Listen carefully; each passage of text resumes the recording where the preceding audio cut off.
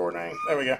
So I'm broadcasting through WebEx if you want to open that up as well. I had several questions that came through email. Some of you are modeling stuff in different scenes.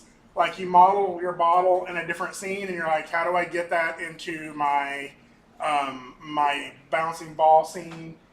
We can talk about that, but it is completely possible to do that.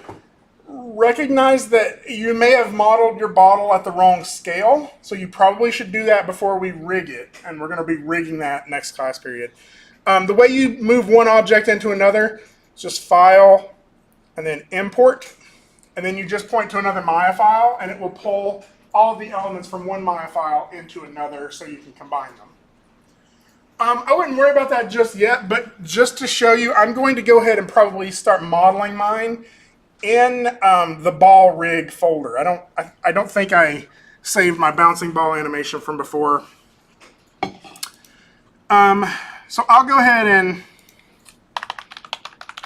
go up to the folder.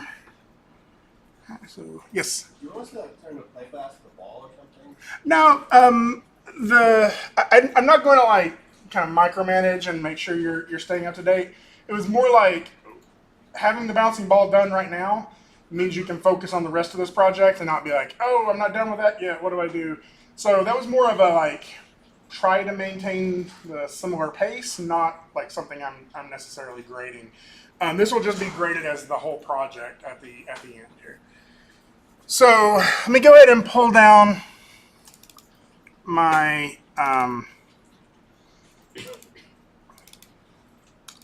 ball rig.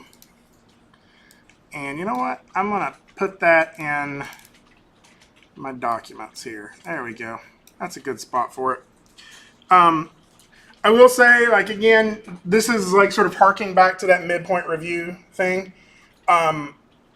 It's okay to be working out of your documents folder, but please back that stuff up because this is not the last time you're going to have to show it. Like, because of midpoint review, your sophomore year, you have to pull all of this stuff back out. And if you're like, oh, I lost all my stuff from Principles of Animation, what do I do? The answer is you redo all of your stuff from Principles of Animation. We have to see all of it, or you don't get to move on. So if you really need to be backing this stuff up in as many places as you can so it doesn't bite you later. I have had students who have to recreate everything from all 4 classes because the only place they were storing it was in their documents folder, and the university wiped their documents folder because of some account glitch, right? Be careful. Like, that's like, back that stuff up. Yes? So for the midpoint review, do you look at just like the video of it? So For animation, yes. Each concentration has a different set of things they want to see. But for animation, we have 4 projects in here. I just asked to see the best 3, like whichever 3 that you like the best. I know visualization has some stuff that's not videos. They want to see like images or like a PDF of a series of images. But most of them are either videos or images. The only other alternative is, I think, one of the game design, depending on which version of game design you took, because that class is shifting a little bit. They sometimes want a link to an online version of your construct game if you do that. But I think that they're revising that class, so that's a different assignment now. So if you haven't taken that yet, that may not be what you end up doing. So, but yeah, it's just a video of it. In fact, if you're interested, the projects will, like, they're up on the network. People are turning in those projects. I think they're due the 17th of October, so right after fall break. So you could probably go up there and meander around to the DIGM classes folder and find the midpoint review presentations and see what they're turning in. But basically it's just 4 projects for each, or 3 projects for each of the 4 concentrations. So, okay, so I'll put this in my documents folder. I'm going to go ahead and set my project. File. Okay. Set project. Documents. Where are you at? Marlowe G. There we go. Ball rig. Set. And so now I can go open that scene, my ball rig scene.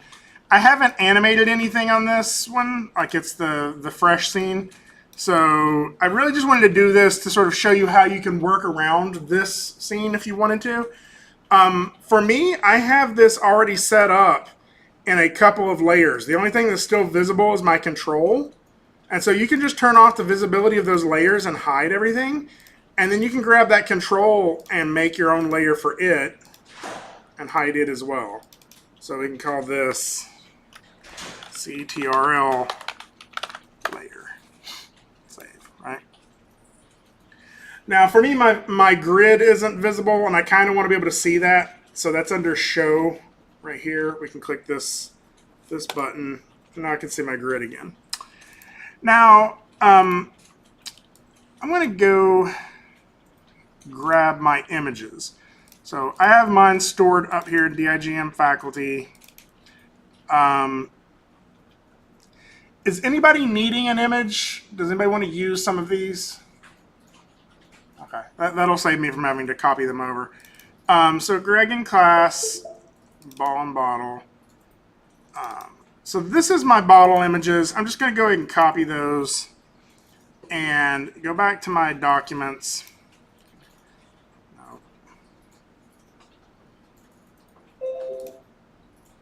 How do I get there? Let's see. This is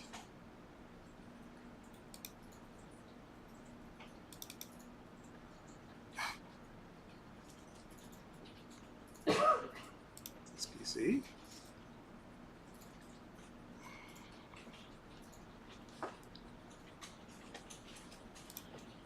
Why do I have two things called documents? That's so annoying.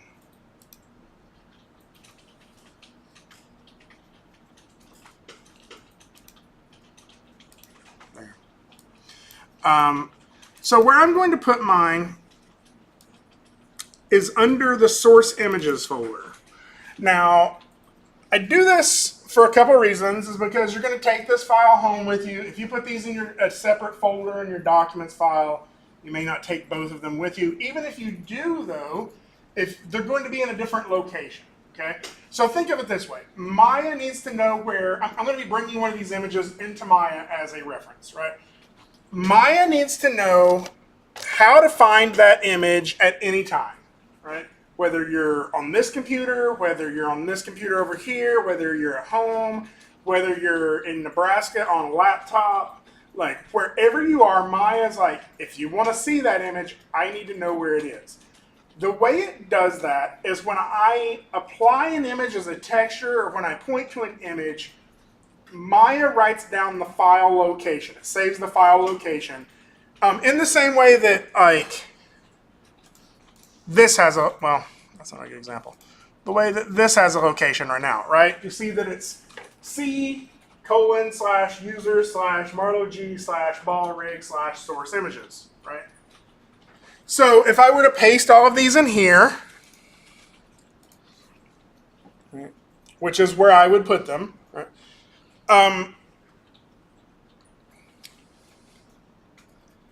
And go in here and select my hot sauce bottle. I'm going to look at my properties. You'll see that the location of this is there, right? That path, right?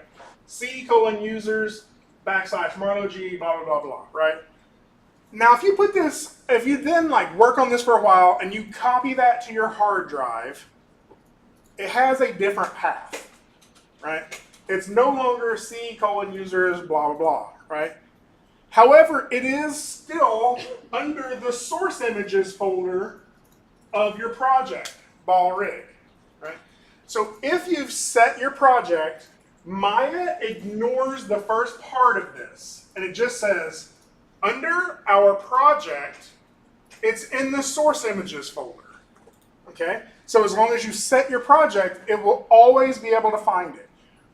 Like, of the 6 years I've been teaching here, if you were to make a pie chart of the questions I've been asked the most, the one that can be answered by you should have set your project would take up 3/4 of that entire pie chart. That is probably the problem that students have more than any other. And I guarantee you that somebody tomorrow will still just go double click on a Maya file and not set the project, right? It will break stuff in ways that will take you hours to fix. So since we've set our project, right, whenever I go looking for something, Maya is going to find it under this folder, no matter where that folder is. Okay? So that's why I set my project first. And now if I go File, Open Scene, you see that it immediately goes to my ball rig folder, right? Or if I go File, Import, or File, Save As, any of those things, it's going to go to that location. Okay? So that's why I put all of that under source images, is because eventually I'm going to need these images. They're a source that I'm going to be using, right? And Maya is going to be able to find them in that folder. Now, it doesn't have to be under source images. You can make your own folder called reference or whatever. Source images to me is just one that already exists that I can just dump stuff in. And that's also usually where I put my texture files. Okay? So I have two different bottles I'm going to model. I'm going to model the first one, which is my BioLarge BioSilk bottle. So I think it's this one. Right. Yeah. I picked this one because it's a strange shape, right? It's very, it's not super complicated, but it is still an organic shape, right? And I'm going to try to get that organic shape out of a polygon primitive. Okay, so first things first, I want to be able to use this inside of Maya. It's not that, most of you are probably just going to open up, or well, most of you in the past, if you were using reference, you just opened up the image and sort of glanced at it back and forth. And that will work for a lot of things. But some stuff, I'm trying to get like precise proportions on this. There's very specific curves that happen in this that can sometimes be difficult to get. And so I want to just bring this into Maya as a reference that I can use, right? So we're going to go ahead and do that. What I'm going to do is I'm going to go to one of my orthographic cameras. Okay, so if I tap my space bar, it should take me to this.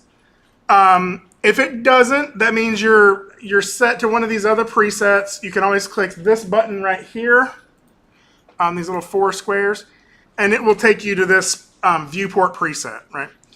So we can choose front or side. I'm going to go ahead and choose front. Tap that.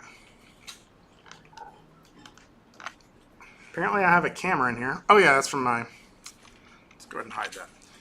So from this angle, I want to bring in that picture and be able to use this to model my bottle from the front. Okay. Now I could just bring in a normal plane and apply that as a texture, but we've already seen that if I have a model in here, right? If I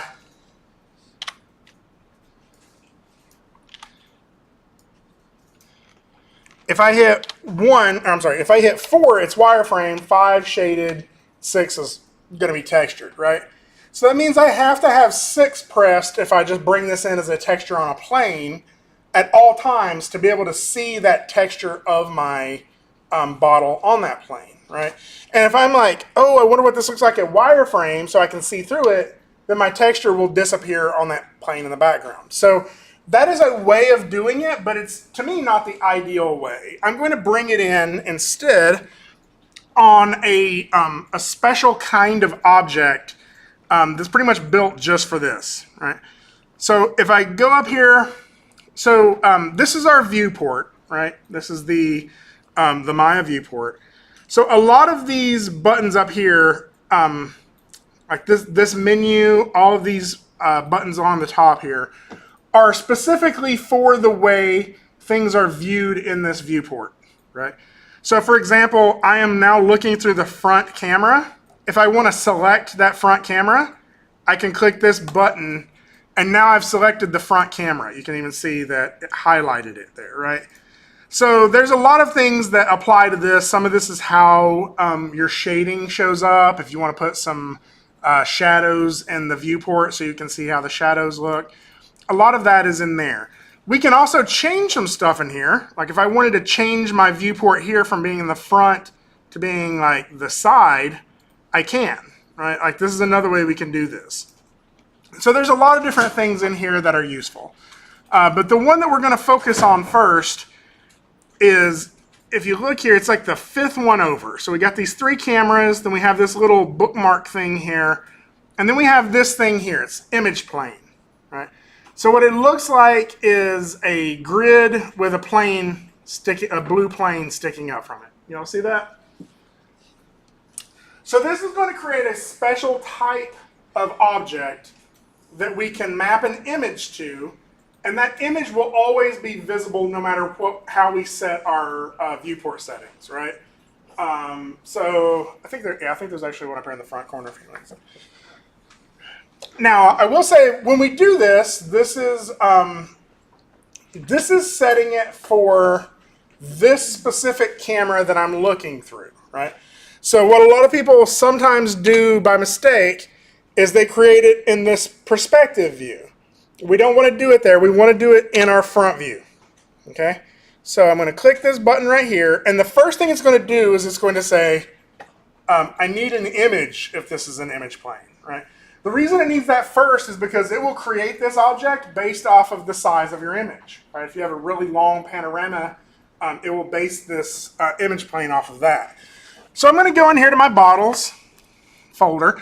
Recognize it immediately took me straight to my source images folder because it knew that's probably where I was wanting to keep it or find it. Right. And I'm going to choose my poly bottle, which is the BioSilk bottle. So now this is in my scene. Okay. If you deselect it, you can sort of drag select it. The cool thing about it is if there's another object in front of it, like this, and I drag select it, it selects the object first. It doesn't really select my image plane. And so that means I can kind of have that on and not really worry about accidentally selecting and moving it. So I'm going to go ahead and take a minute and try to center this up along my grid, right? Because you can see that even though it's in there, it's all lopsided and like crooked. I'm going to try to raise this up to where the bottom of it is along my x-axis and where it's sort of rotated to be centered on my y-axis. So I'll do maybe a little bit like this. So it's just going to be some rotating and some moving.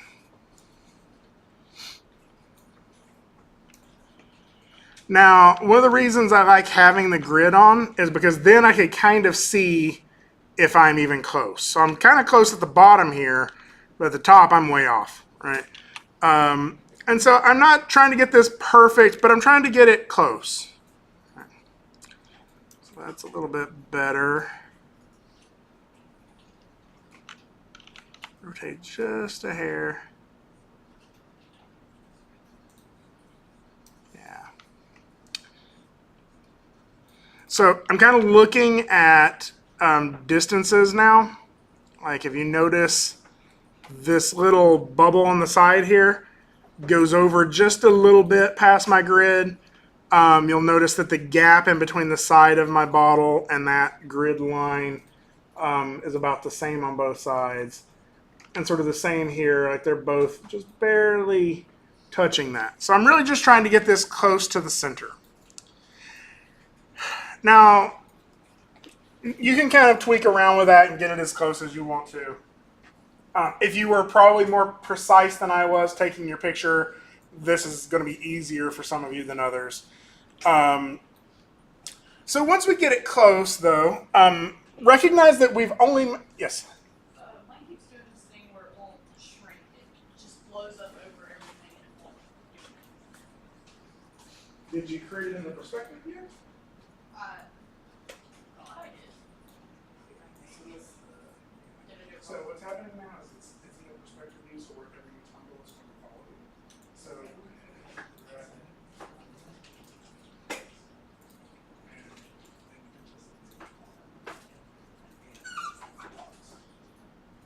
because the perspective, when you use the image plane, I'll explain this way. So when you use the image plane in the perspective view, it has a, say this where the camera can hear. When you use the image plane in the perspective view, it has this different effect, right? Basically, it expects us to tumble our perspective view everywhere. So let's say I were to have gone in here in my perspective view and created an image plane. Let's choose our hot sauce bottle this time. You'll see what it does for it is wherever I go, it keeps that in the background, right?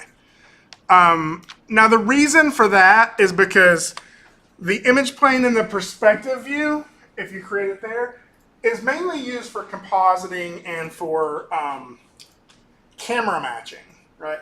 So let's say you have an animated character that you need to hop up on the shoulder of a filmed character, right? Like a human that you've filmed. You can set that up to where your environment lines up perfectly with your in your 3D scene and your live action scene, so you can kind of animate in 3D space in the same way you would have moved the character in the real world. Right? So that's one of the things that sometimes people do. They put it in that perspective camera, and it gets a little confusing. However, we do kind of need to look at this in the perspective camera. And the reason is because if I were to create an object now, I create a sphere and scale this up, you'll see that it's like right in the middle of that, right? And so I need this to be sort of out of the way a little bit more. So if I drag select this, you'll see that in my front view here, it doesn't change what this looks like, even if I scoot it way back here, right? This doesn't get any smaller, and it doesn't change its axis or anything like that, right? So I can kind of scoot that back, and then it's out of my way back here, so I don't accidentally select so it's not cutting my model in half, right? Okay. So I'm going to do a lot of bouncing back and forth between these two views. I'll also occasionally be looking in my side view. One of the first things I always ask myself before I start modeling an object is what does this most closely resemble in terms of our primitives, right? So if I'm going to model this bottle that I'm holding in my hand, it's really just a cylinder, right? It's like tapered in some spots, but we're pretty good at sort of like matching that up. If we're going to model our monitor, which of the primitives would you start with? And one of the cubes, right? We can scale that around because it would be much easier to get the shape of the monitor out of a cube than it would like that donut shape, right? Like eventually we may be able to manipulate all of those vertices around to where it would be the shape of a monitor, but that's more work. We're going to start with something that shares more structural similarities, right? So when we look at this object, actually let me rephrase that. When we look at these objects, right, what does this most closely resemble? So there's two pieces to this, right? There's our cap, which I'm going to model as a separate piece, and then there's the bottle. Let's focus on the cap first, because that one's kind of an easy one. What primitive object does that most closely resemble? The cylinder, right? It's very like it's almost just a cylinder.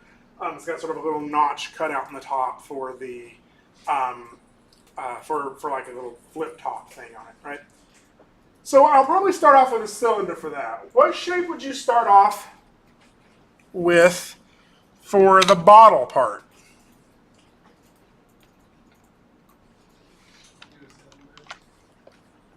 So we could do a cylinder, right?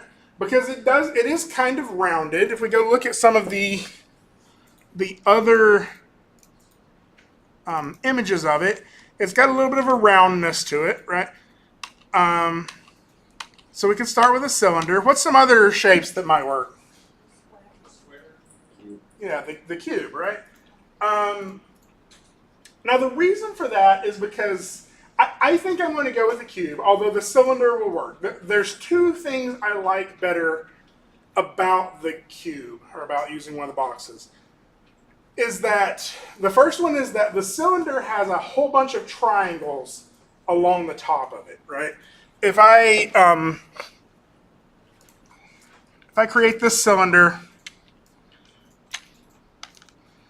you'll see that the top of this is made up of a whole bunch of triangles, right? And so when I start manipulating these, and then I try to like smooth this, I get this weird pinching that happens up here, right? And so that can be kind of frustrating with all those triangles. And all that really is Maya just trying to find the smoothest way to round that those edges, right? We call this topology. It's the way that the edges flow around your model. This is where modeling gets a little bit more complicated the further you go along, is getting correct topology for how you want an object to deform. And so that's one of the things, but the other thing to me, let me kind of show you, is if I make a box, it's all squares, right? We call these quads, like four-sided, right? And as long as I stay four-sided, even if I subdivide this a few times, right? When I smooth that, I get a pretty nice smooth out of that, right?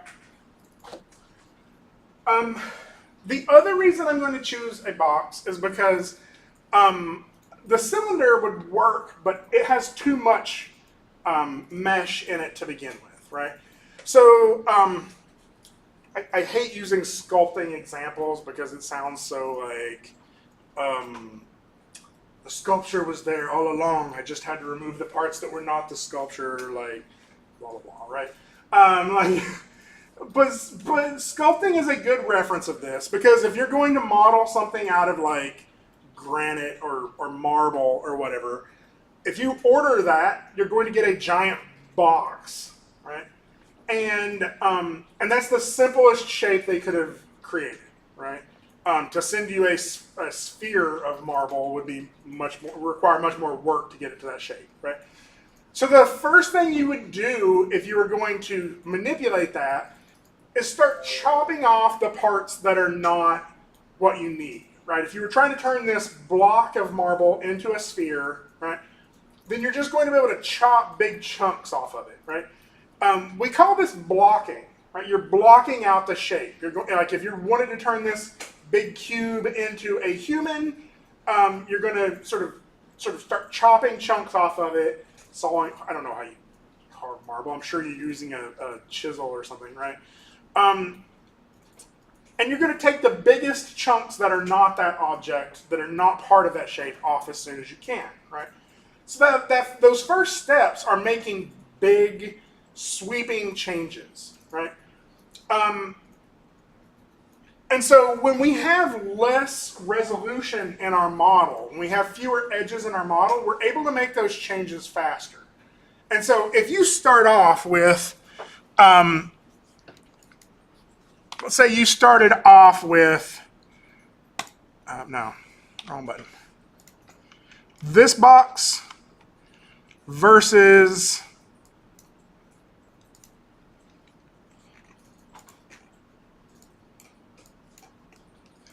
this box, right, is really easy to make big sweeping changes one vertex at a time with this, right? I can grab this vertex, move it here. Look at that, completely different shape. If I go in here and try to make that same shape, I got a lot of vertices to move, right? Like it's going to take forever and it's going to be really imprecise, right? So probably one of the mistakes that people make early on is they make their model too high res, and then they have to manipulate hundreds of little vertices just to get the shape they want, right? It's easier to get the simplest like version of that shape and that's called blocking. You're blocking that shape in. And then you're going to start inserting more edges or inserting more detail in order to get the actual shape you want, right? It's also going to be less wasteful, right? You will have a more efficient model when it's over with. Okay, so let's figure out what we actually do need. That's our front view, right? Let's figure out what we actually do need. I'm going to go ahead and create a box. I'm going to go ahead and scale this up.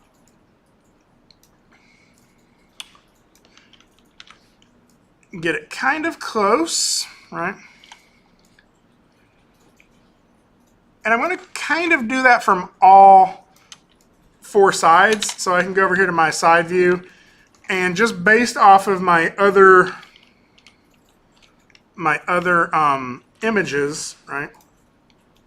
I can recognize that my bottle isn't as wide as it is thick, or my bottle isn't as thick as it is wide, right? So I'm going to go ahead and scale this in my perspective view, and I can just eyeball this part. Now you're completely capable of putting another image plane from your side view to match that up as well if you wanted to, but for now I think this will work. Now I'm going to put a couple of more divisions in this model just so I have some stuff to manipulate. Again, this is why if you want to see why I'm using the image plane, if I hit 4 right now, I can still see my model and be able to manipulate my my mesh from here, right? So go ahead and go back to 5. So height, I'm going to go ahead and insert, let's try that. See if that gives us a, I want to go ahead and turn off my grid just so you can see it better. So I think that gives us a pretty decent place to start. I got a spot, I got an edge to define my thickest spot. I got a couple of edges here to define this middle section. I got one there, I got one on the top. So I think I'm going to start there. That's 6, right? Just so it will hold its shape and so it will have symmetry, I want one right down the middle as well. So I'll go back to my inputs, and so that I think is my width. Oh, gotta be careful. So yeah, 2. And then from my side, I want to do just a little bit of depth. I'll probably do, let's do 2. Yeah. Yeah, let's try that. See what that gives us.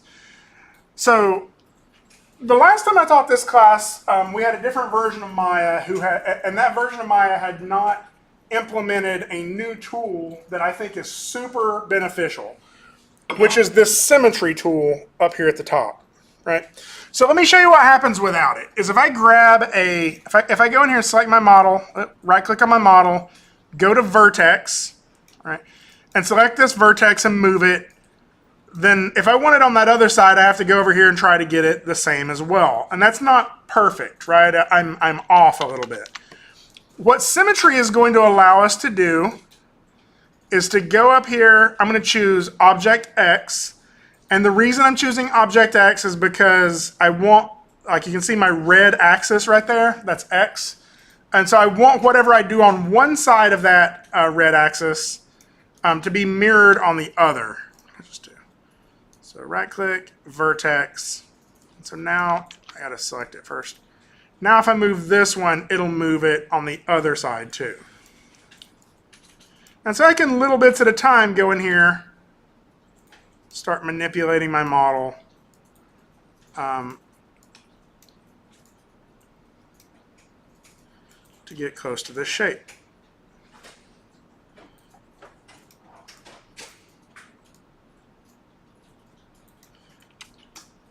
Okay.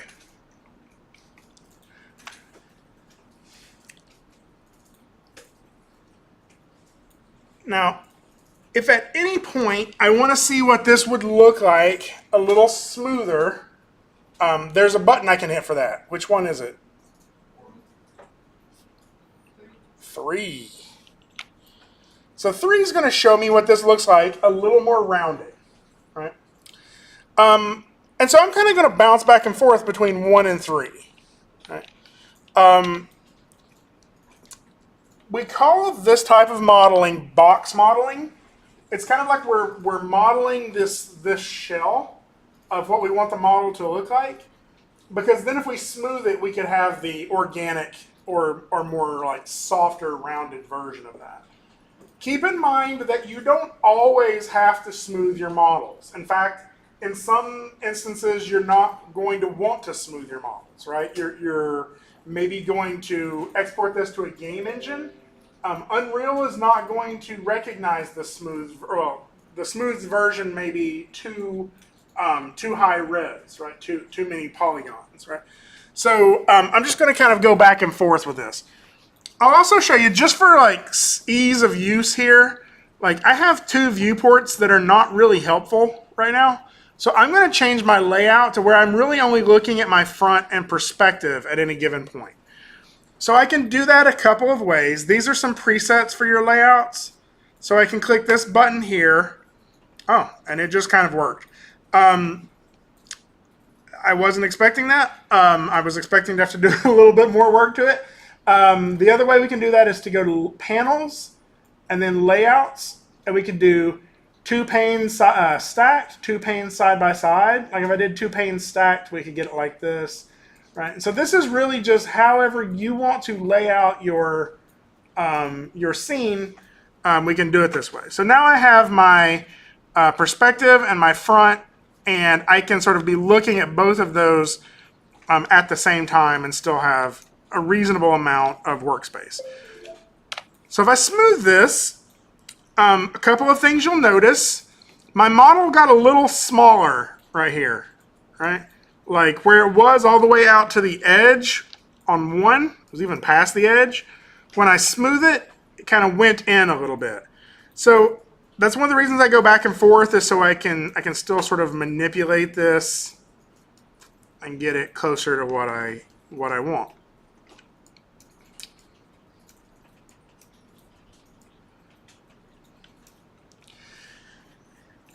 Now, keep in mind that we can manipulate whole sections of this model as well. Right now I'm dragging, selecting all of these side vertices. So by drag selecting from the front, I'm getting all of the ones that make up the side. Whereas if I just were to click one on the front, I'm just getting one, right? So you have to be kind of careful with that. But what I'm going to do is, like, the side of my bottle is pretty flat right now. See how flat that is?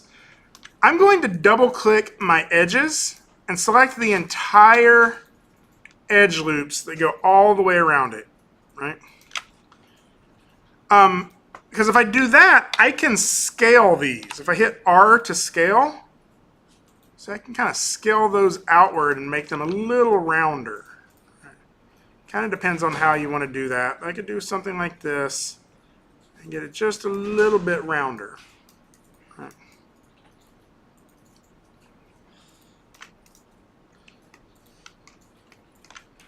And by doing that, I also need to go back and readjust some of this stuff.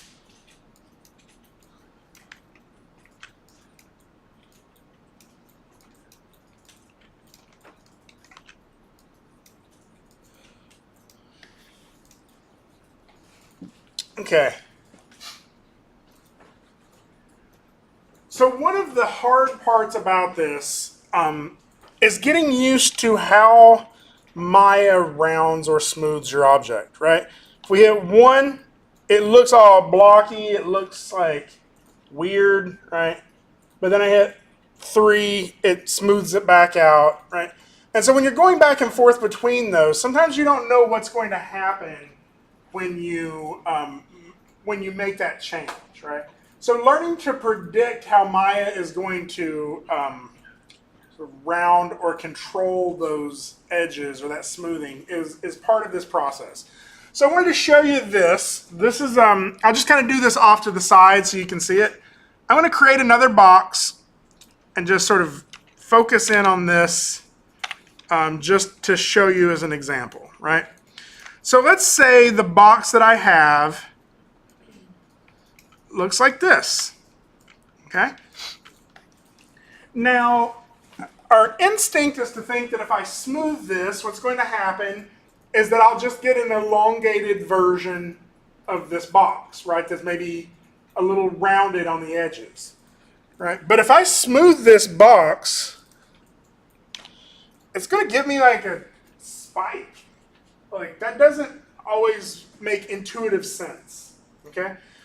What's happening here is Maya is taking the edges that you've given it and trying to make it hold a structure, right? The fewer numbers of edges you give it, the less information it has about what you want that structure to look like, right? So if I insert more edges, I can control this better, right? So for example, let's say I was happy with this pointy end on one side, but I want it to be flat on the other, more like the shape of like a bullet or something like that, right? So the way I can do that is if I insert another edge loop, right? Let's just do that by adding a width subdivision, right? And then smooth it. Well, now I'm getting a little bit of a different result, right?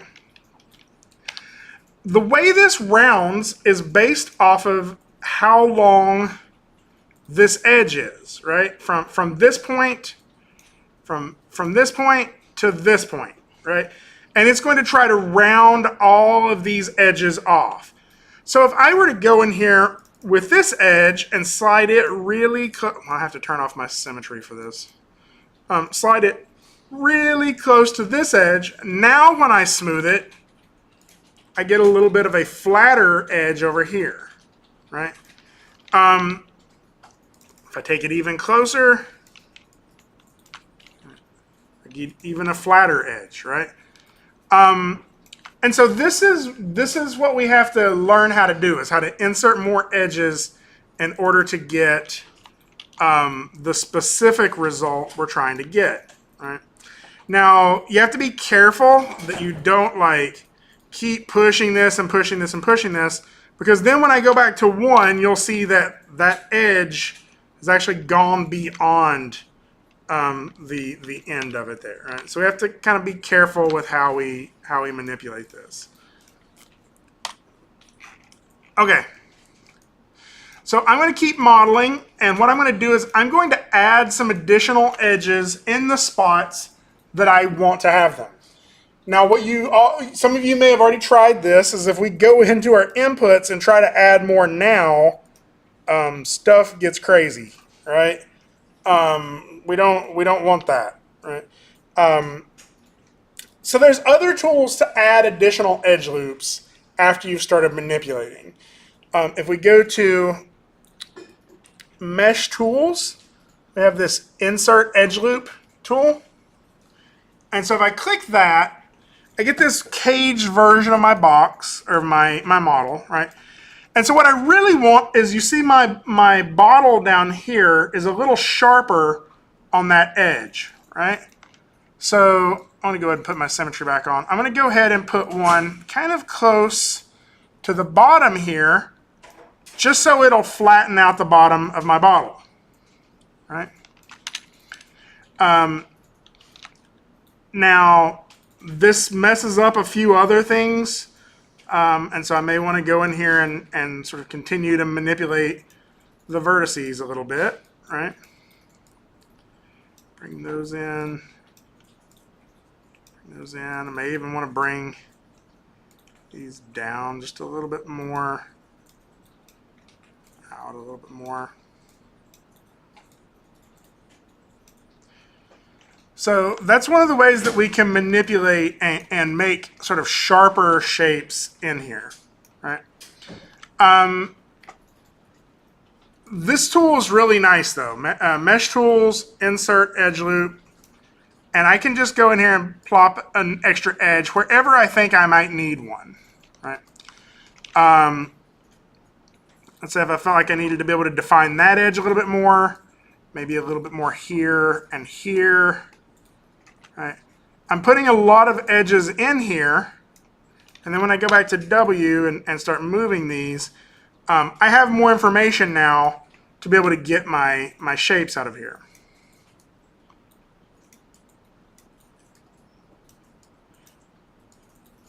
So the reason I add this extra definition now instead of earlier is because most of my work was already done for me, right? I had it close to that shape.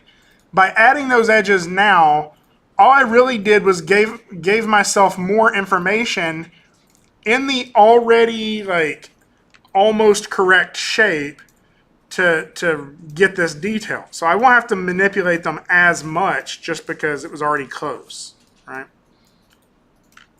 There we go. Now, stuff's going to start getting weird up here at the top, right? Because I need to be able to turn this into this rounded shape to go up inside of the cylinder here, right? And as you see, what I have is a bunch of boxes here. So what I'm going to do is I'm going to go grab these faces, and I'm going to go ahead and extrude those up. Now, Control E will extrude. If you have shapes or faces selected, you can also hold the Shift key, and Shift will extrude. Apparently not. What is happening there?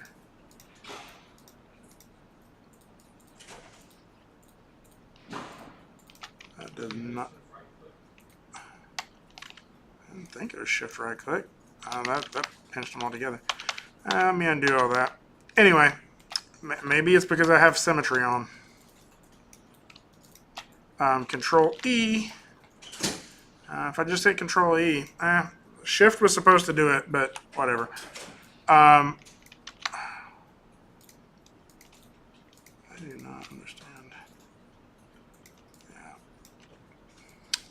Now, for me, what I'm trying to make happen now is I'm trying to take this square shape and turn it into this round shape, and that's going to take a little extra work, right? So vertex-wise, I may have to move some of this stuff in. A lot of times what I do is I scale all of it smaller, and then I just try to round this shape out.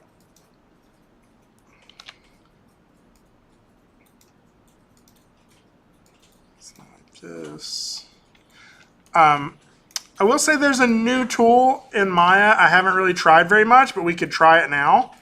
Is I can select all of these edges, and I think it's under Edit Mesh.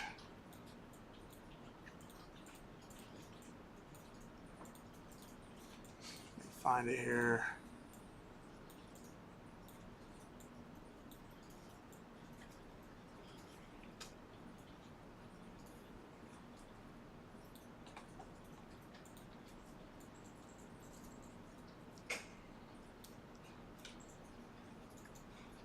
Circularize right there. So by clicking that, yep, that didn't work at all. Let me try turning off my Symmetry, seeing if it works.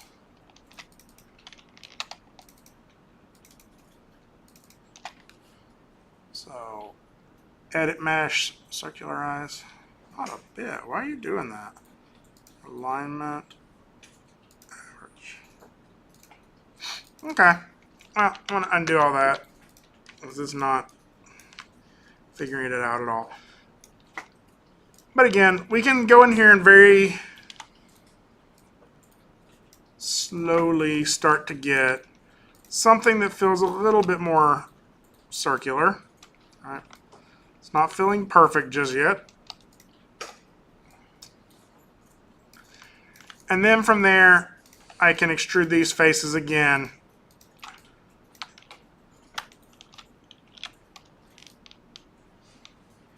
And it looks even worse.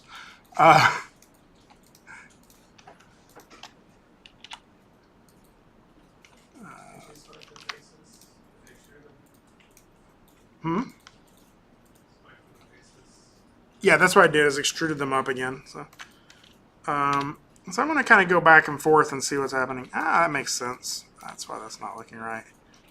vertex or edge. Move that out. Yeah.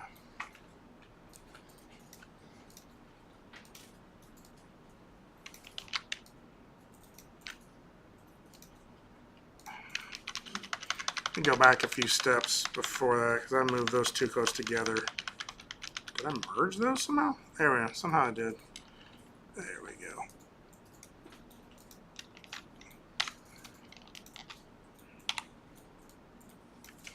So it's a little easier to see when we're unsmoothed. And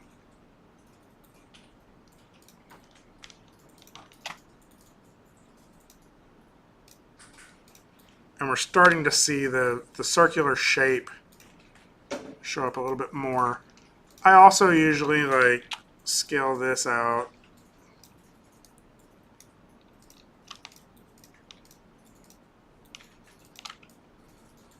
And then shift, extrude that up. So we're starting to get that shape a little bit now, but again, once we smooth it, it's not perfect.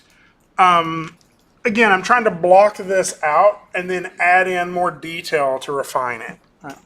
So this isn't perfect yet, but I can keep working on it, and stuff like adding more,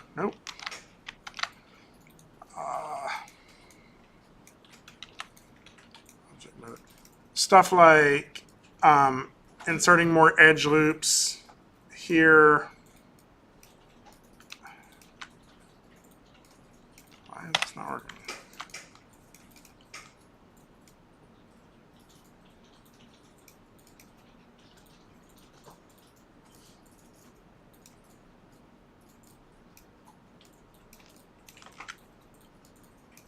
Our Edgeloop tool's not working. Did I just lock this? No, I didn't.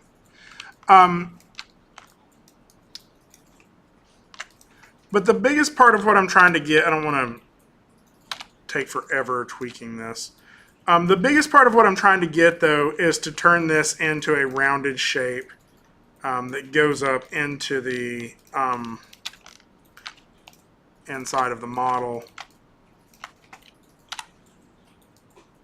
And so we're getting closer there. I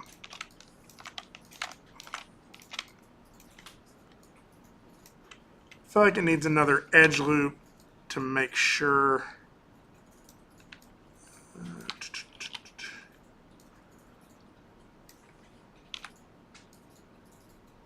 I'm just kind of basing it off of this. So mesh tools, insert edge loop. There it goes. So now I can start refining it just a little bit more here, sharpening that up, sharpening this up.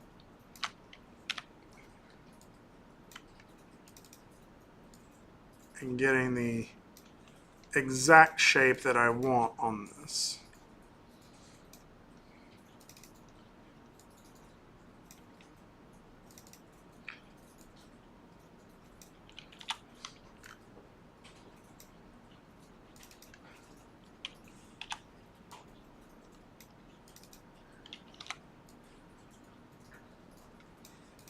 Some. And again, that's still feeling a little blocky to me. I would probably smooth that out a little bit more. I'll go ahead and put a cylinder up here just to give us an idea of what we're going for.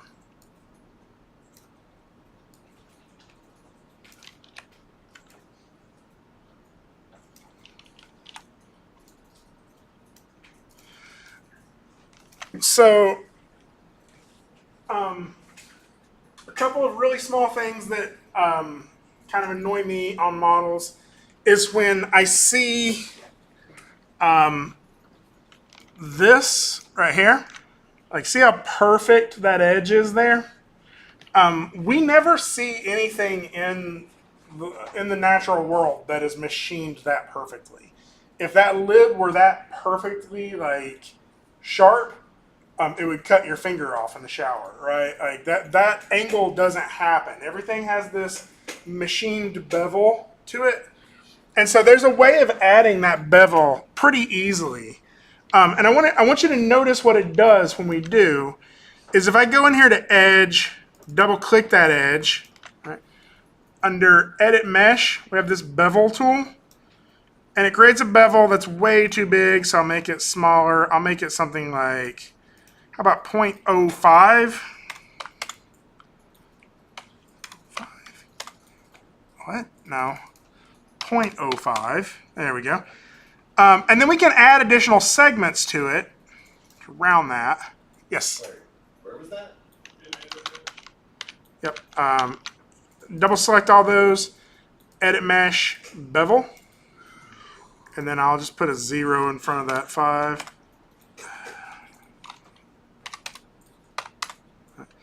Add a couple of segments to this, right? Now, the reason I do this is because now after I've done it, you see this little highlight that happens on my bottle there? We see that everywhere. And if you don't see that, it feels like a computer made it. If you do see that, then it feels like that naturally happened, right? Now this is nowhere near finished, but I'll be honest, watching anybody do the tedious parts of modeling or animation or whatever, like it's just not something you can do and stay awake, right? So like I'm sure you even got a little bored watching me model the bottle, especially that lid part. So I'm going to switch gears, recognize that for me, if I were going to finish this model up, I probably feel like I have maybe another 20 minutes worth of like tinkering to do on the lid. I would maybe go back and do a little bit more refining on the bottle part as well. But we're getting close, right? So I'm going to go ahead and hide all of this stuff. I'll select all of this. I'll select that as well. I'm going to add it to a layer, and I'm going to call that layer Poly Bottle. Save. And then I'm just going to turn that layer off. So back in my front view, we're going to model kind of quickly. This one will go much more quickly. I'm going to model this hot sauce bottle. Okay. So the way we just, let me go ahead and get this into my Maya scene again as an image plane.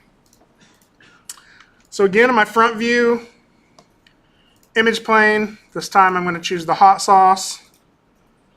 I'm going to line this up a little bit more precisely.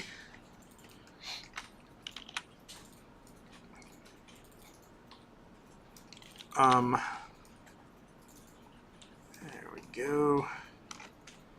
Not quite.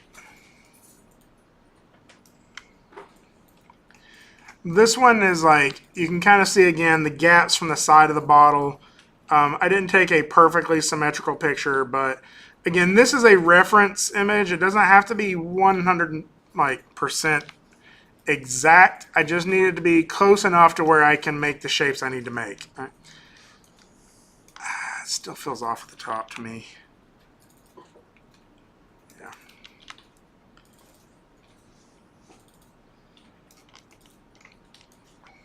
Okay. So, oh, one last thing. There. Go ahead and move that back. Right.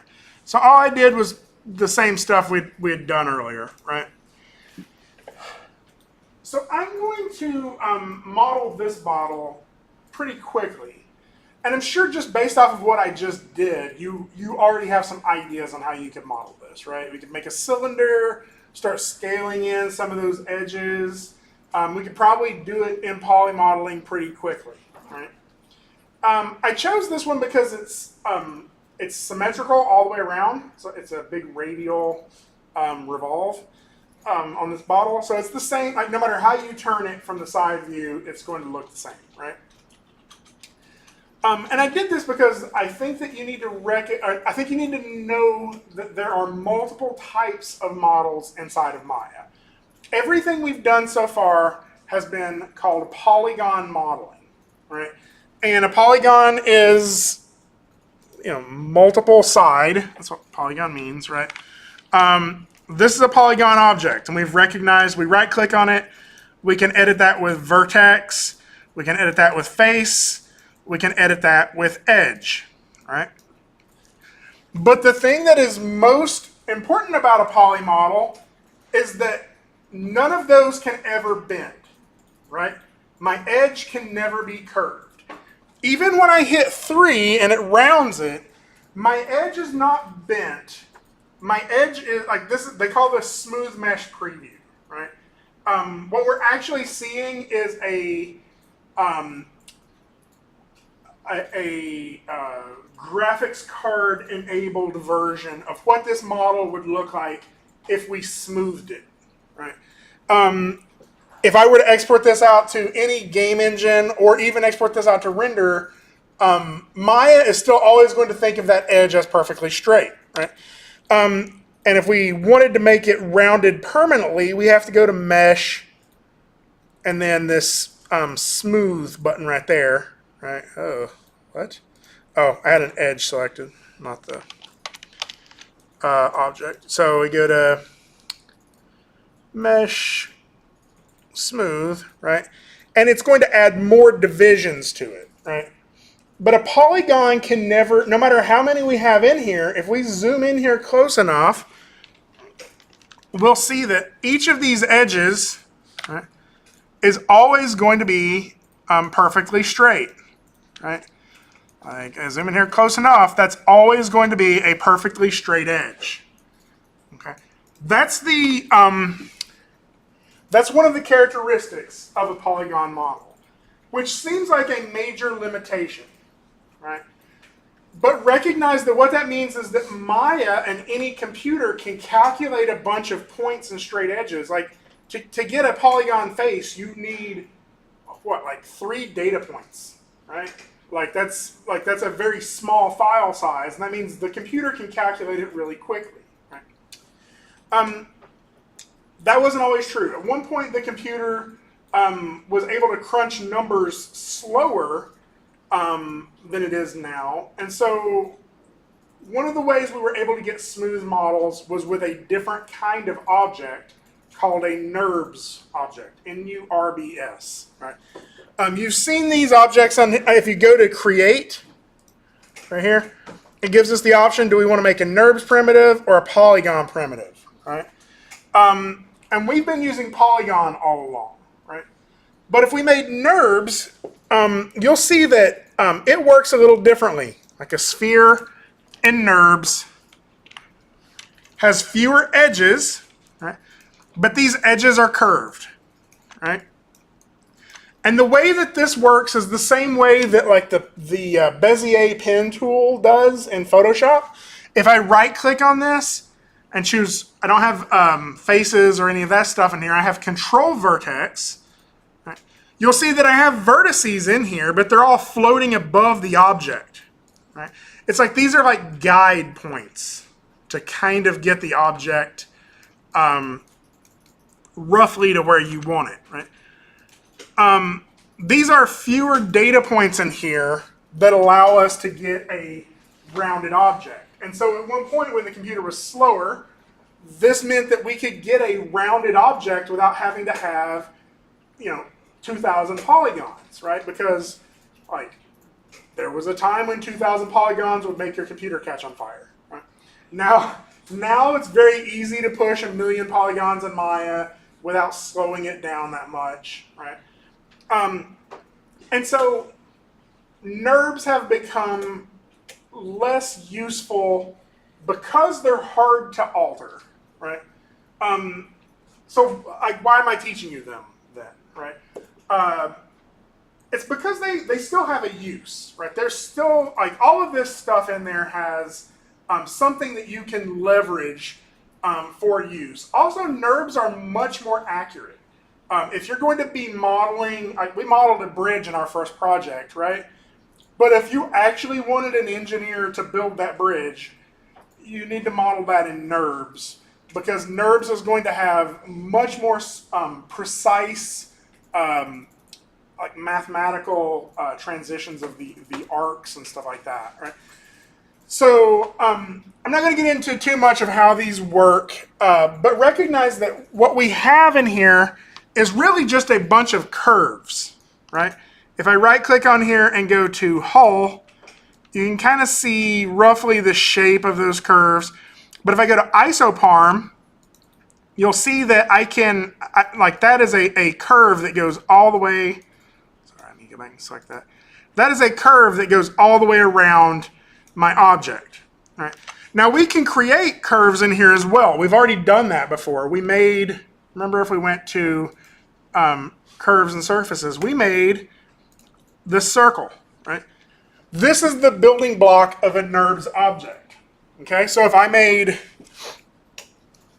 2 of these circles, right, moved them up like this, selected them in probably this order, right, and clicked, this is how little I use this, loft, I've made a NURBS object between those 2 circles, right? And the neat part about this is if I change these circles, it changes the NURBS object, right? And so this is how modeling worked when we were doing everything in NURBS. I know I sound like an old man. Back in my day. This still has a use, okay? It's not, in my head, the primary way you model, but this bottle is a good example of how we would use that, okay? Because I'm just going to go in here and make a NURBS curve. I'm going to use, I like using this one right here, which is the EP curve tool. And what this is going to allow me to do is go in here. I'm going to draw it flat along the bottom here. Actually, before I do that, I'm going to move this down just a little bit more. There we go. It's because I feel like that's probably more accurate of where that bend happens. So EP curve tool. First thing I'm going to do is I'm going to snap my first point to the center of this grid. Okay? The way we do that is we hold down X. You'll see that my first point, I get a little bitty X right there in the center of that. I release it, that's where it's at. Right? I can either hold Shift or I can hold X again to kind of draw like out to these edges, right? So it's kind of harder to see there, but if I turned off my grid, you're seeing I'm getting a little bit of a line in there. I'm just going to go through here and now use this to sort of freehand my bottle. Holding Shift will lock it vertically, and so I can go up through here and kind of quickly create this shape.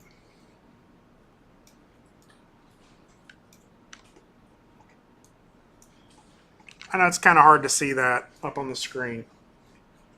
You probably will be able to see it on your screen a little bit better when you're doing it.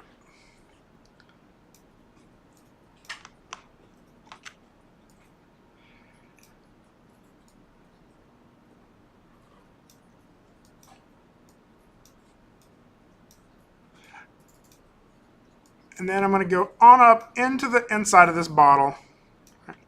Now, I want to get this is glass, right? So I want to be able to see through it. And so I'm going to go ahead and make the thickness of my bottle too. And then I'm just going to kind of go back down along the inside of this at the right amount of thickness for my bottle. So kind of drawing the inside profile as well.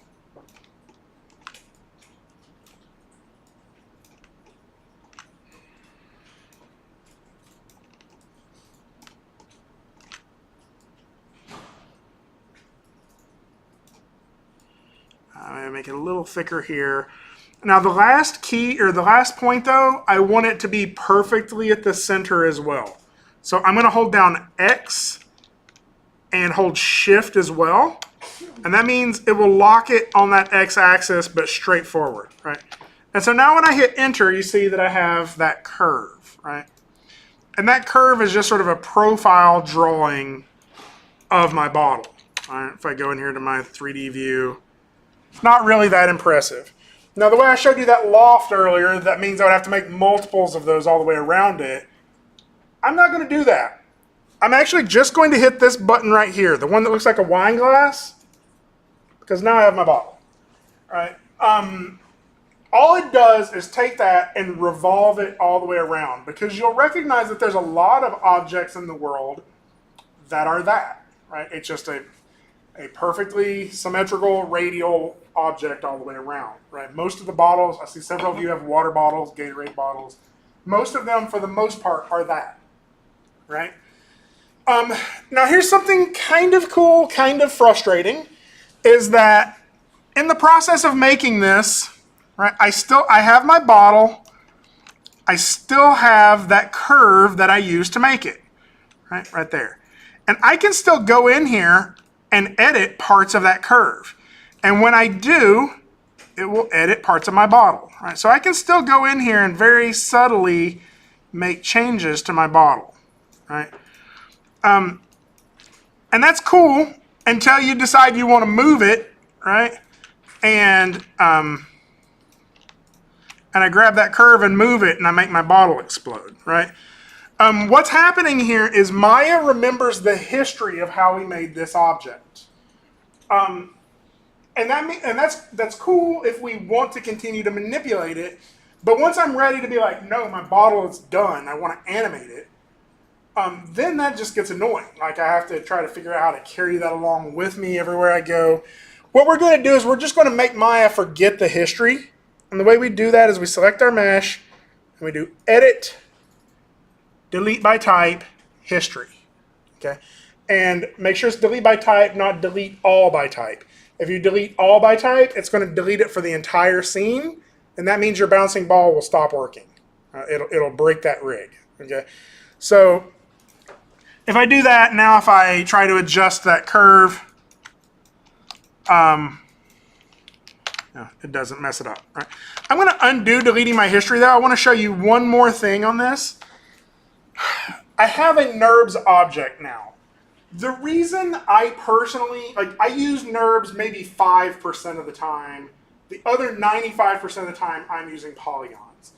And the reason for that is because of how quickly I can add more detail. Remember when I was doing that insert Edgeloop thing, and then I was just manipulating one curve at a time? Or like when I would grab a face and extrude it out? There's not really an easy, quick equivalent of that in NURBS, okay? Interestingly enough, all graphics cards and all render engines convert NURBS objects to polygons before they render anyway. So in the background, when I hit the render button, my computer is going to kind of secretly convert that to polygons in order to render it anyway. So what I'm going to do is, now that I have this shape, if I wanted to add like a little handle on there, I could fight with NURBS forever to make that happen, or I could just convert this to polygons and do it quickly. Right? So I'm going to go ahead and convert this to polygons. If I do modify, convert, NURBS to polygons, one of the first ones. Now if I just click it, I'm going to get a terrible result. Right? Like that's just a mess. Right? Instead, what I'm going to do is go in there and change some of my settings. You can always go back and watch this video to see what these settings are. So modify, convert NURBS to polygons. So I'm going to choose quads, and I think it's general right there. So the type is going to be all in quads, all in squares, right? And then general means it's going to take the number of spans, the number of curves that are in my NURBS model, and convert those to edges. But if I converted these just straight to edges, it would be too low res. So the right now it's like, how many surfaces do I convert to an edge? I'm going to take this instead per span number of isoparms. So it's the very bottom one. And I'll just leave that at 3. And when I hit tessellate, now the object that I get is almost an exact replica of it. The difference is that this is in polygons now. And if I wanted to grab this face and extrude it out and start making like all sorts of tiny details in this, that's way easier in polygons than it is in NURBS. Right. Now, again, if you don't delete history, that curve is still controlling that. And since it's controlling the NURBS bottle, it's also controlling the polygon bottle that we generated from it. And so it's still going to mess stuff up. again, that's really cool if you want to be able to continue to edit this. But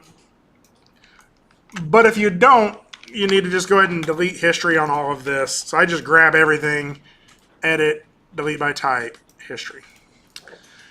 Okay, yes? If you just delete the original nerve model, will that delete the polygon?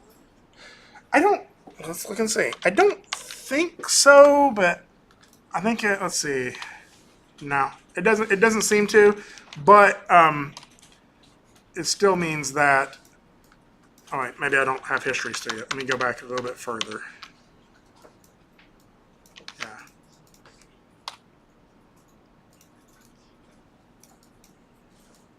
Huh, apparently that is a way to break that connection too, because the thing is not being driven anymore. Yes? And then if you also animate the polygon model, will that will the outline have any effect on it? It will, and that's one of the reasons I delete history on it, is I just don't want it to. Like I think of this as like the scaffolding that you're using to build the building. After the building's done, you don't need it anymore. So like you can still keep it around for reference and just hide it or put it in a folder or put it in a layer or something. But usually I just delete history and then you can get rid of that stuff if you don't need it. And then how do I empty the inside of my bottle in the polygon? Like how you made that one kind of hollow. So that's a good question. You all noticed that I didn't make the inside of my shampoo bottle hollow. One of the reasons I chose that one is because you can't see through it. It's a little more complicated because really what you have to do is go in there and extrude all of that stuff. A quick answer to that though is if I turn my polygon bottle back on, I'm just going to hide all this other stuff. Control H. If I were to go in here and delete these faces on the top, you'll see that there's no thickness to this bottle, right? And then if I were to grab all of these faces, like this, and then extrude them just a little bit, Control E, and pull those all out just a little bit. So now I have a little bit of thickness to it. And there's like an inside and an outside. So that face is on the inside, not on the outside. All right. So that's another way we could do that. So, again, there's nothing due next class period, but we are going to keep sort of rolling forward. What time does this class get out? Is it 10:15? Okay, just making sure I wasn't keeping you too over. We are going to continue rolling forward, and what we're going to do next class period is rig our bottles so we're able to animate them. So that goes a lot smoother for you if you have something to be following along with. So I would probably take some time and try to get at least one of your bottles. We're only going to rig one of them, but if you model both of them, you can have the other one in the background or other one in the scene as well for our animation. So we're going to rig this thing up so we can have our bottle jump and our ball bounce. So, any other questions?